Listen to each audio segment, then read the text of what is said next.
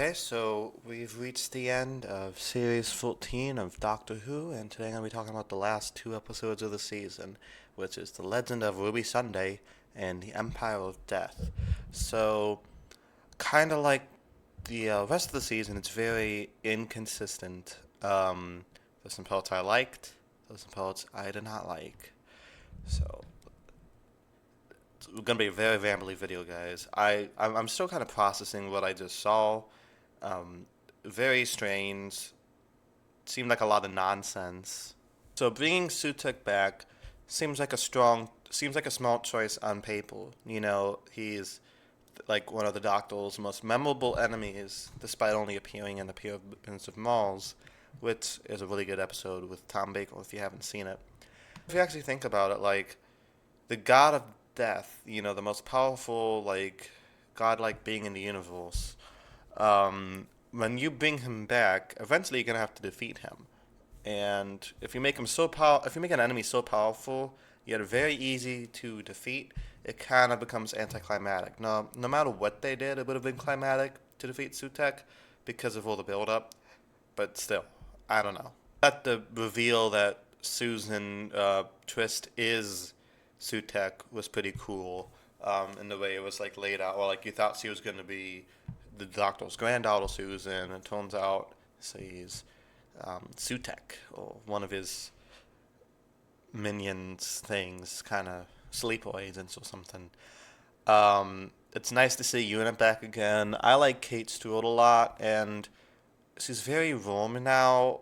Well, before she was kind of, strictly business, but I feel like now she exudes a lot more warmth and she seems more relaxed and comfortable in these stressful situations, which I think shows progression of her character and how much he's going to trust the Doctor. All that stuff I really like. They kind of like randomly introduced the whole unit crew, like it's a backdoor pilot for a spinoff, which it probably is. They're like, look, here's this guy, here's the boy genius, here's Donna's daughter who really doesn't do much this episode. Um, Donna's not here because Catherine Tate's busy with other stuff, probably. Also, where's the 14th Doctor during all of this? I feel like that's a question I'm going to be asking for the rest of the show, though. But, yeah, well, part 1 was pretty solid. Part 2 is kind of where it all falls apart for me. Why does Sutekh care so much about who Ruby's mom is? Like, why is this the key that unravels the mystery? Why does Sutekh care so much? It's like he's one of the viewers of the show trying to guess who Ruby's mom is, and he's like wants to find out the answer. But from a character standpoint, why would Sutekh give a fuck who Ruby's mom is? It really makes no sense to me. And he gets defeated in the most like cop out endings ever. So he basically kills everybody in the universe. Even this lady with a baby and a spoon, which is a really out there scene that I don't know. It's kind of strange, but whatever.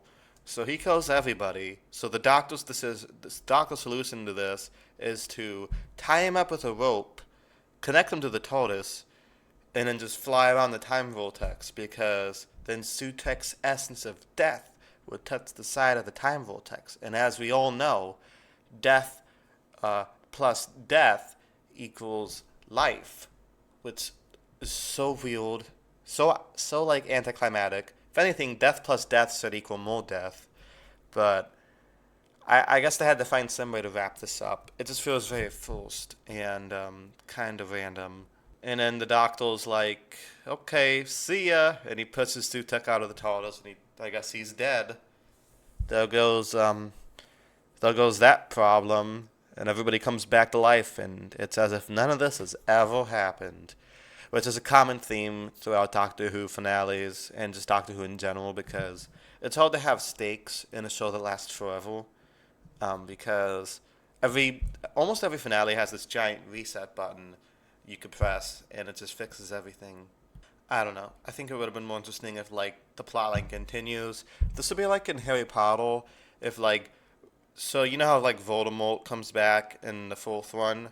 It'd be like if they got rid of him again in the fifth one, like immediately. They have all this build up to bringing back Voldemort, and then he just dies in the next one, and you're like, oh, I guess that's the end of that. Let's go back to school. Kind of what it felt like. I did like the whole like Ruby's mom is just some average lady though, cause it's it makes sense. I like that. Like some of the fans won't though. Like the one of the things I did like about Rey from Star Wars, and there's a lot of things I hate about Rey, but one of the things I did like about Rey is that her parents really were nobodies, and she's just some random lady. Um, but that was kind of retconned in the Rise of Skywalker, so I guess that didn't matter. The idea of that, like, Ruby's mom just being some random lady, I kind of like it, Still don't know why Sutekh was obsessed with finding out who Ruby's mom was. Doesn't make much sense to me, but whatever. Sweet moment, happy ending for Ruby.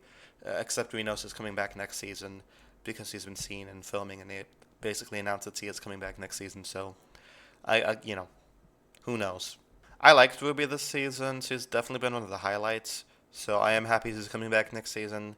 Um, I feel like an easy solution for the doctor would be like, oh, why don't I just give you like a year to connect with your family, and then I'll come back and then we could travel some more. I feel like that's probably what's gonna happen. But whatever, I guess. What's the deal with Mrs. Flood? They don't really answer that. So they have her watch Ruby's grandma while Ruby's mom goes on the adventure and does nothing. So Mrs. Flood's like, "Oh, you're not getting any tea. You're gonna, it's gonna be the end of the universe." Ooh, like menacing and vague and cryptic. And then in the next episode, she's like, "This is the end of days." And then they die and then come back, and she's like, "Yay, we're all safe." And it's like none of that ever happened. So I guess they're saving the whole Mrs. Flood mystery for season two. But it just doesn't really make sense, like what her motivations are for saying all these cryptic things to Ruby's grandma. It's very strange. I don't understand it. Beginning did leave me with a few questions, like why it doesn't really explain why Ruby can make it snow, um, and like why the lady pointing at the Ruby sign was like, "I want you to name this girl Ruby." Okay, it's, okay then I guess. Um, I guess I just have to roll with that. That's kind of the feeling I had watching this finale. Like every time something stupid would happen, I just be like, oh, okay, I guess we're just gonna have to deal with that. So yeah, not the best finale. Still better than the Chibnall finales though, which is kind of how I feel about this season of Doctor Who. It's not as good as Russell T Davies' first era. Definitely not as good as Moffat's era, but it's better than Chibnall's era. At least they have some good moments and episodes. So yeah, what a fitting way to end a very inconsistent season with a lot of good parts and bad parts by having a finale very inconsistent with a lot of good parts and bad parts. So let me know what you guys thought of it down in the comments below. I'll be back with the William Hartnell reviews next week. Keep those going until Christmas when the Christmas special comes. So yeah, thank you guys so much for watching. Until next time, peace.